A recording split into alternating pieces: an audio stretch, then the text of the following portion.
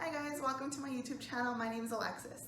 I decided to make a YouTube channel because I really wanted to share my experience being pregnant, finding out my baby has multiple heart defects, and having to deal with all that during a pandemic.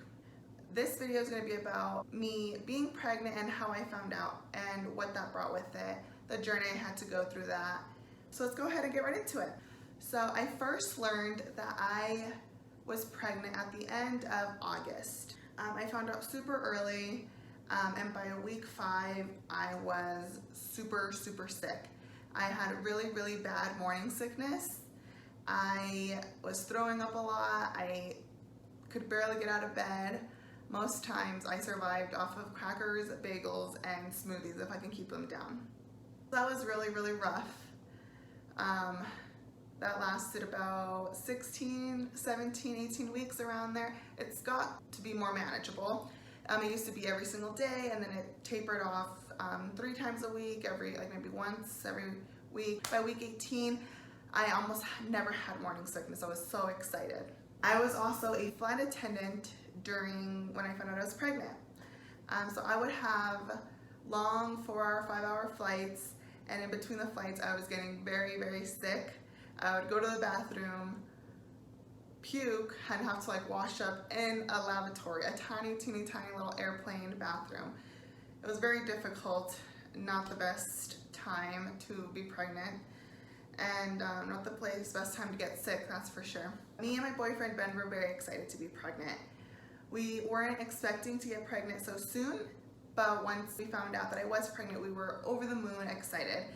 We both talked about always wanting to be parents one day, and that day just came a little sooner than expected, and that's okay. I told my parents, and it did take an adjustment period, but after a few weeks, they were super excited.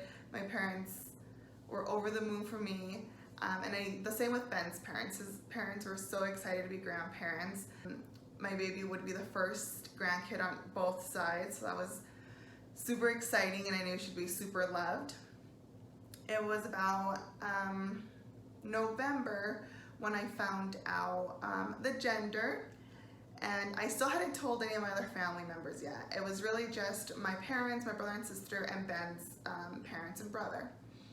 Fast forward to November, at 12 weeks, so it was 12 or 13 weeks, I found out I was having a girl. I got blood work done, and that let us know that we were having a girl. So the way I announced it to my family was we took pictures of our gender reveal, and we posted those, and we told family, and that's all the rest of my family found out. So that was very exciting. I think everyone was very excited for us. Come December, me and Ben move in together. I was living at my parents' house, and he was living on his own. And in December 1st, we moved in together. We got an apartment, and it had a room for Camila and a room for us. We were super excited. It was the first time I was ever gonna live with a boyfriend, so I knew that moving in with somebody comes with its challenges, especially me being pregnant and super hormonal. I was very up and down in my emotions all the time, but we were really excited to move in together. Once we did move in together, we were just doing life. I was still sick. I believe we were seeing our OB doctor regularly. She was awesome. We loved her. Every time we'd go to our doctor's appointments, everything looked good. Really, it was just hearing the heartbeat. It was everything, making sure everything looks good. Everything was set. My due date was May 7th. So we were super excited. I scheduled my anatomy scan for December 18th. Me and Ben were both gonna go. We were so excited. I've had other OB appointments, and I was always a little bit nervous. I always just want to make sure the baby's okay and she's growing the way she's supposed to. But on December 18th, when we had the anatomy scan, I went in without any worries. It was the first appointment where I wasn't worried that something was going to be wrong. I went into it, we were super excited. I remember me and Ben waiting in the waiting room, being super giddy and excited to just see the baby, get more clear pictures than what we had from previous ultrasounds. So they take us back to do the anatomy scan, and I had heard that they're pretty long, so I was expecting her to be the tech to be doing her thing for a while.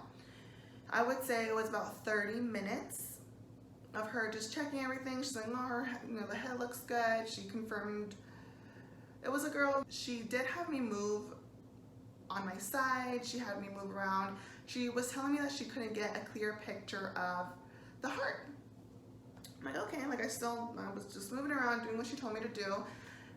And she was on the heart for about 10 minutes, I would say. The entire appointment, about 30 minutes, but the last 10 minutes, she was just on the heart.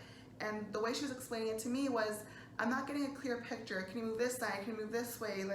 She was kind of trying to move the baby around to get a better picture, is what she was telling me.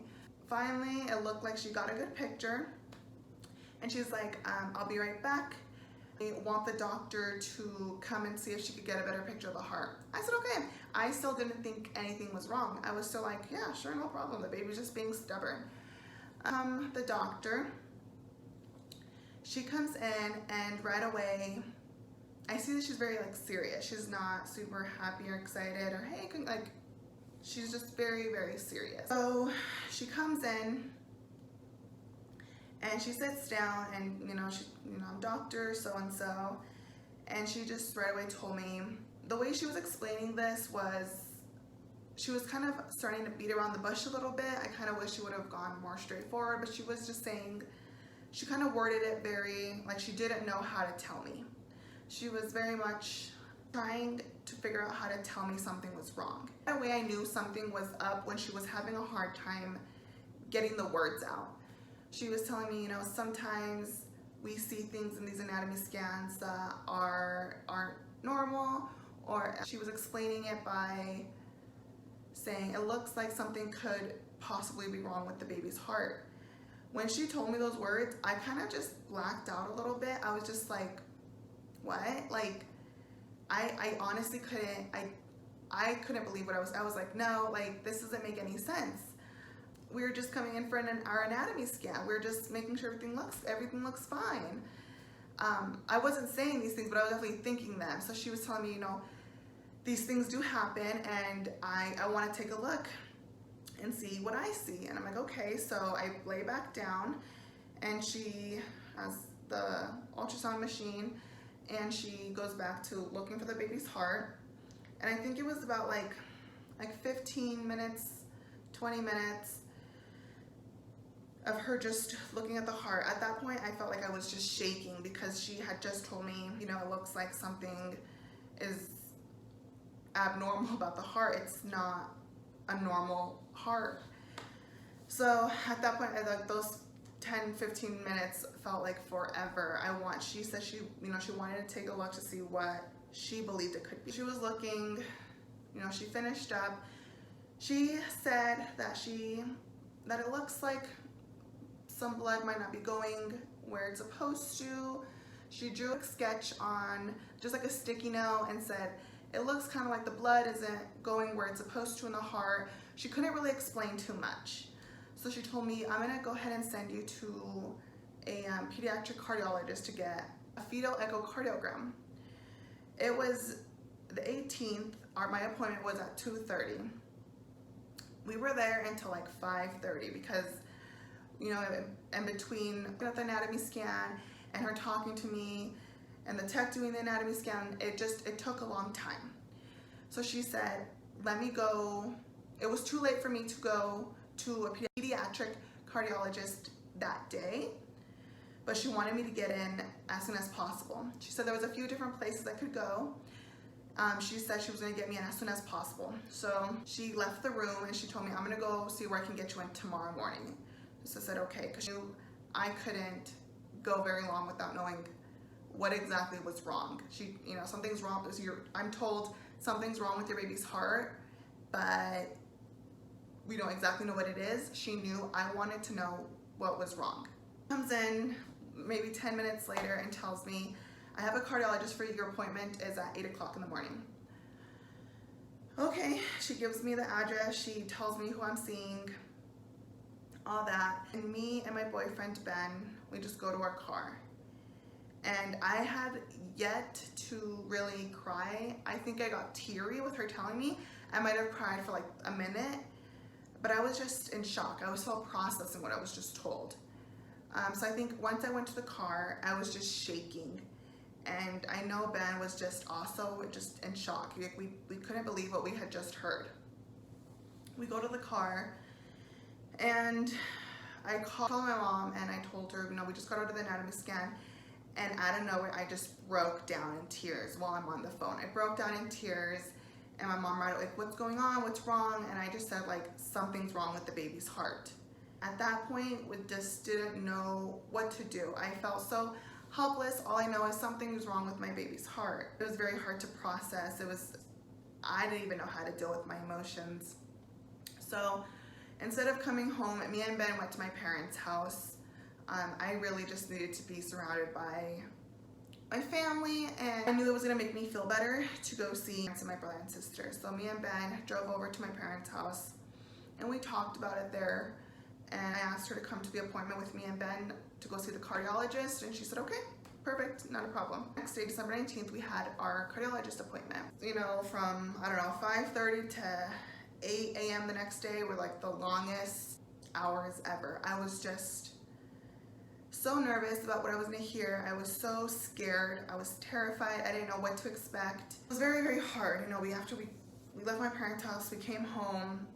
I really couldn't sleep. I think I slept a few hours, maybe. I wanted to get to the doctor's office early. I think me and Ben, neither of us really got sleep that night. Doctor's office is about 15-20 minutes from our house, so got ready in the morning, and I think we were at the doctor's office by 7:30.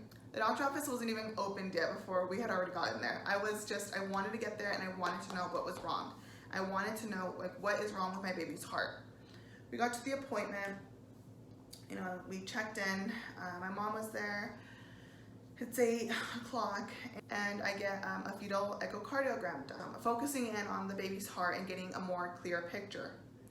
So we did the fetal echocardiogram, and that took like 30 minutes. They were taking pictures, taking videos, looking at where like the blood is flowing and all that kind of stuff. After getting the echo done, we go to the patient room. And I'm just nervous as we wait for the doctor. The doctor was reviewing the echo, once he came into the room. Right away, he was like a very calming man. He, informative. He sat us down and he explained to me, Ben, and my mom that the baby has what it looks like right now, that she has a DORV, which is double outlet right ventricle, with TGA, and that's transposition of the great arteries. I had no idea what that was, and he explained it to me, and it's still very hard to comprehend what it is, but basically it has 4 chambers. There's 2 on top and 2 on the bottom. And Camila, bottom 2 chambers, there's not a wall there. She has a VSD, which just means it's a large hole in between her 2 ventricles. So that means her oxygenated blood and unoxygenated blood are getting mixed. The TGA means pulmonary artery and the aorta are both in right ventricle. So instead of one going to each ventricle, they're both on the right side. I'm sure there's a better way to explain that, and a more medical way to explain that, and one that's not so confusing, but that's the simplest way to explain it for me. So he got in and he told us what he saw right now, and he did say Camila would be needing surgery a few days after birth. He explained to me that it would be a corrective surgery. He would have it would be about an 8-hour surgery a few days after birth, and it would be about a month-ish recovery time. That was very hard to hear. I know no one ever wants to hear that their 3-day-old baby is gonna have open heart surgery for 8 hours and recover for a month afterwards. And it was a lot all at once. It was a lot. And surprisingly, I didn't cry during that appointment. I was just like, oh my God, this is happening. The doctor was very, very optimistic. He's like, he did say, this is something we see. It's not very common, but it is seen. It has been seen. The surgeon who would be performing her surgery has seen this diagnosis. He has done corrective surgeries for this diagnosis. It wasn't anything too complicated. It was something that could be fixed. The way the doctor would explain it was, it's more of a plumbing issue for the heart. All the right parts are there. It's just a bit of a plumbing issue, and we just need to fix it to have it running like a normal heart. So we left that appointment, and my mom had to go to work, and me and Ben came home, and that's when I totally broke down. I didn't understand why this was happening. I didn't know how I was supposed to feel. I was finally over my morning sickness. I was ready to be excited about my pregnancy, and then this big bomb gets dropped on us, and something's not right.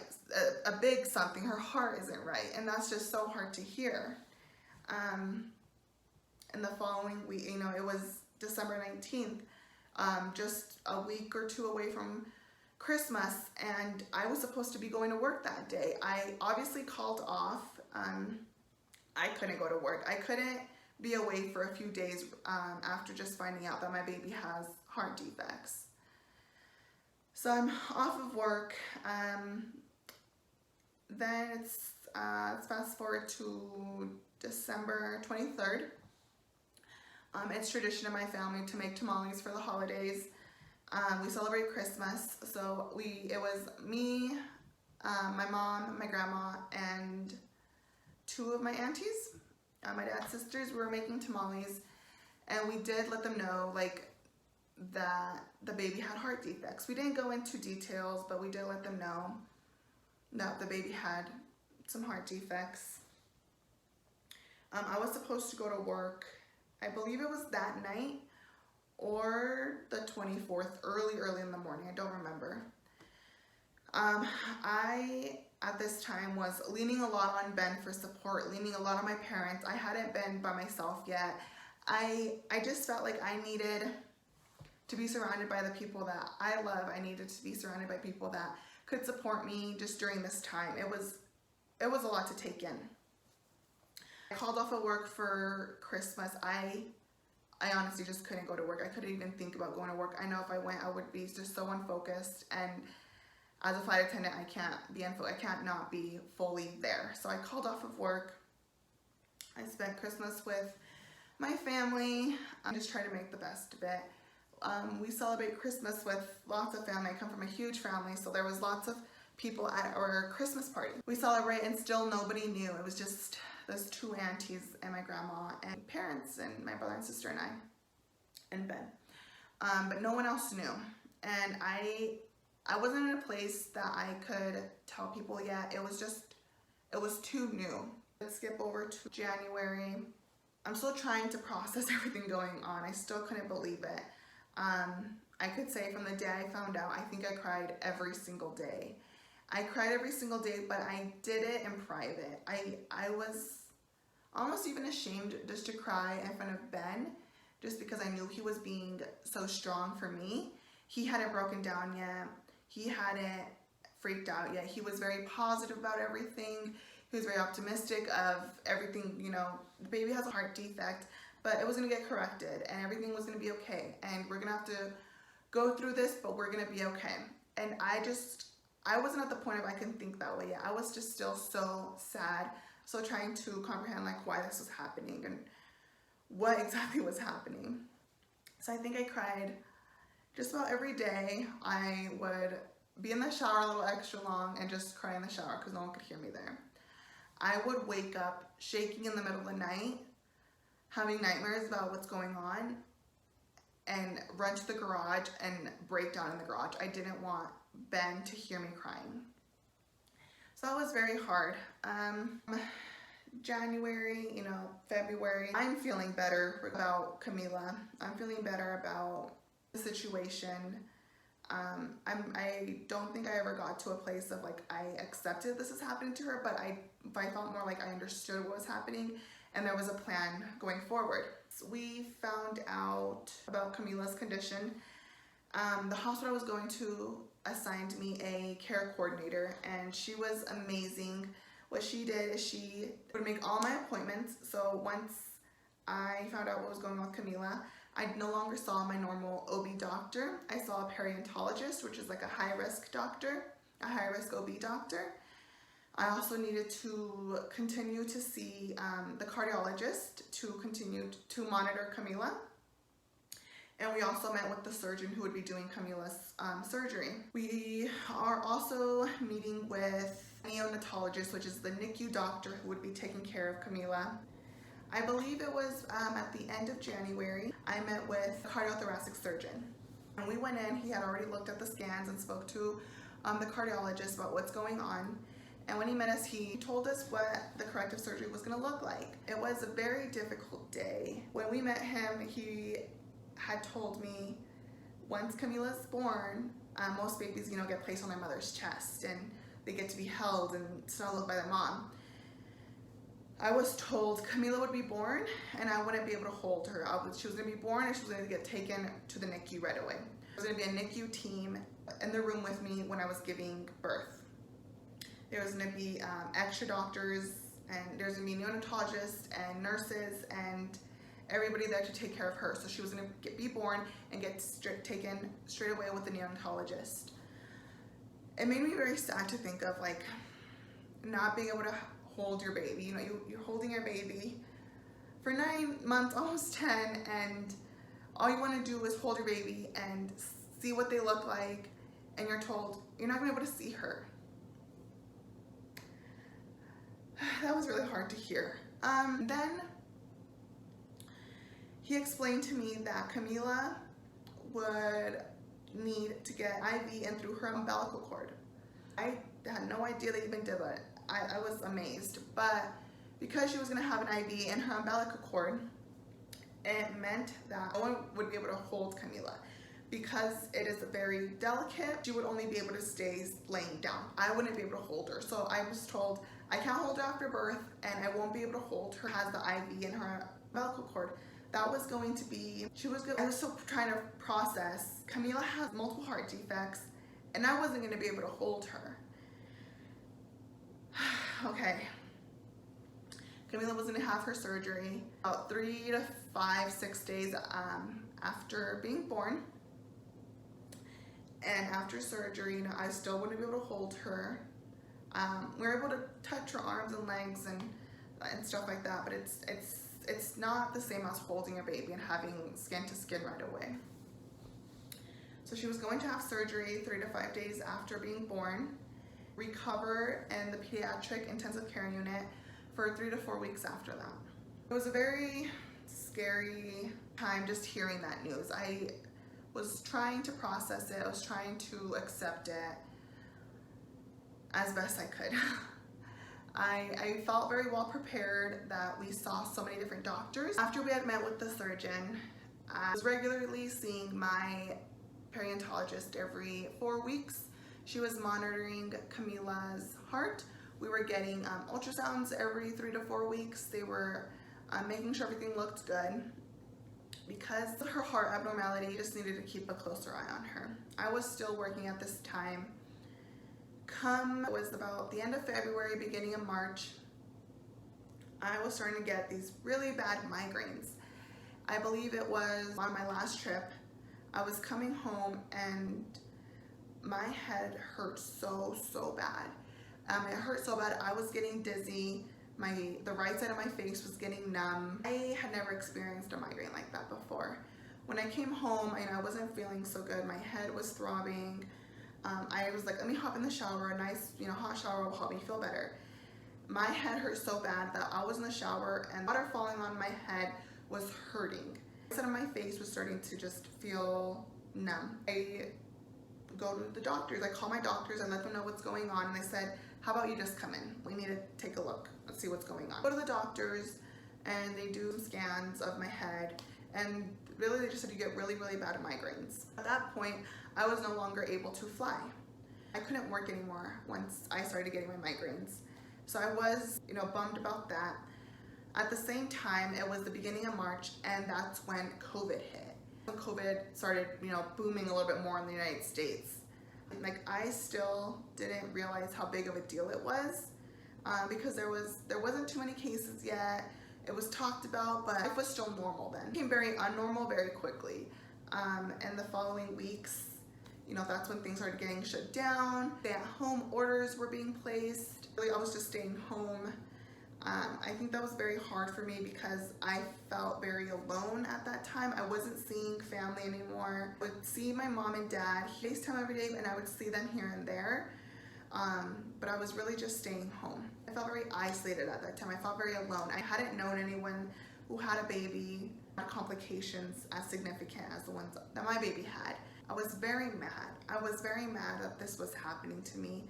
I was angry a lot. I was very sad. I was very jealous of every pregnant person having a baby without having to worry about their baby's heart. I mean, every mom is worried about their baby, but I knew that something was wrong with their heart. I was told something was wrong with their heart. So just the normal worries of being pregnant, I also had to worry about my baby's heart. And I was very jealous. I was very mad. I was very mad that this was happening to me. I never wanted it to happen to anybody else, but I was very upset that this was happening to me. I was very jealous of not having a normal pregnancy. I was very upset. I knew a lot was going to get taken away from me.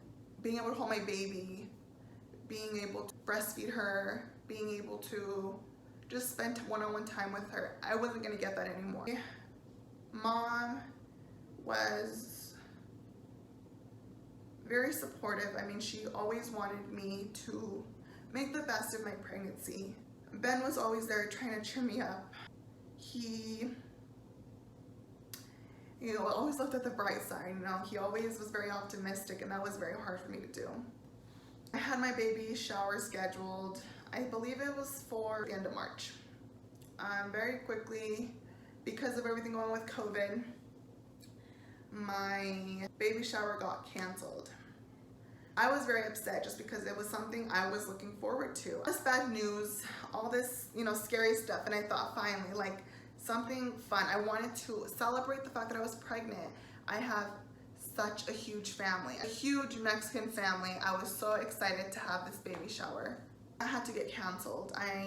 My mom had already started making a lot of the decorations and the gift boxes and ideas for games, and all that kind of got canceled because at first we didn't know how big this was going to be.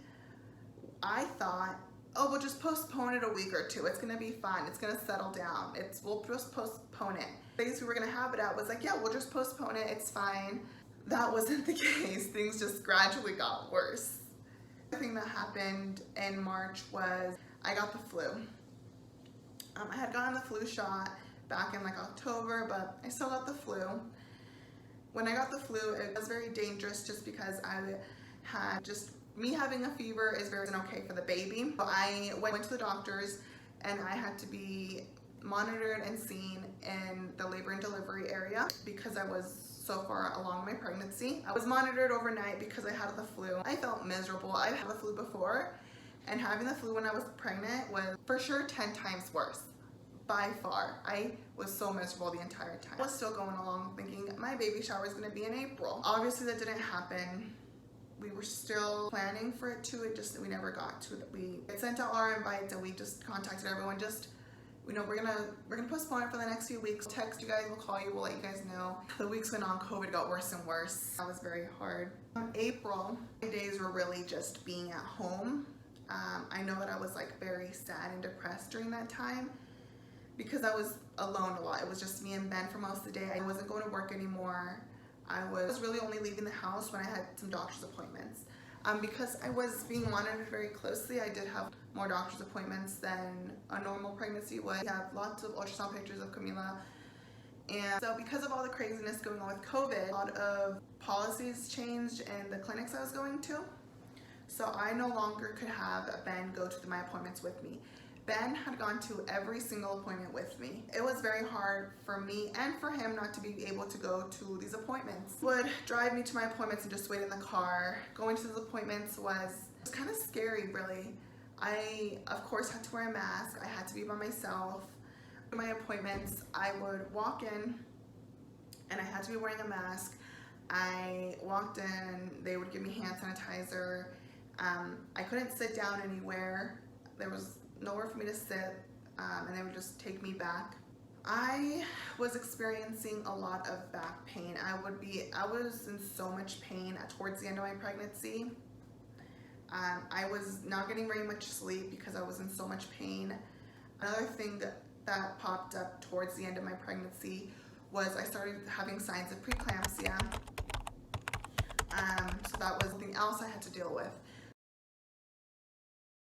So I just felt like there was just things getting piled up on top of each other on this pregnancy. I never felt like I could enjoy it.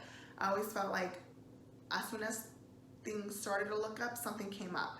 That was very hard. I had to monitor my blood pressures very closely. I had never had high blood pressure until towards the end of my pregnancy. I had a blood pressure machine at my house, so I was checking my blood pressure 2-3 times a day and just writing it down and taking that in when I would see the doctors. It started to slowly creep up. They told me it wasn't too concerning yet. Towards the last few weeks of me being pregnant, maybe like week 36, 37, they were rough. I felt huge, I felt exhausted, I was in so much pain. I had a lot of pain in like my hips, I had a lot of like lower abdominal pain. I was having Braxton Hicks all the time. I wasn't even hungry anymore. I couldn't even like really eat. So uncomfortable. I had a gut feeling I was just not gonna make it to May 7th. I know I'm not gonna make it. I know I'm not gonna make it the 40 weeks. I was about 37 weeks when I was already over it. I was like, I want this baby out of me right now. I was miserable. Very important for me and Ben to have maternity pictures. I had gotten so much taken away from me, like a baby shower and being happy during this pregnancy, that I wanted to at least get maternity pictures. I decided to take maternity pictures. I had my uncle take pictures for me and Ben. He stayed at least 6 feet at all times when he was taking these pictures, but I knew we were getting close. I knew I was close to having this baby. I could just feel it in my gut. I knew it was coming, and I was excited to have her, but it also brought a lot of fear because it meant everything's gonna start happening. She's gonna have surgery soon. She's gonna be in the NICU as soon as she's born. I knew that as soon as she was born, all these things were gonna happen. Part of me was like terrified to give birth just because of that, because I knew it was gonna be a very crazy birth, and crazy birth it was. I go ahead and end my video here, but I will be coming back next week to share my crazy labor story and all that brought. But I really hope that you guys come back. Things I want to share on my channel are going to be, my birth story, Camila being in the NICU, surgery, her recovery, what life looks like for us. I'm very excited to share that with you guys. So please like and subscribe, and I'll see you next week.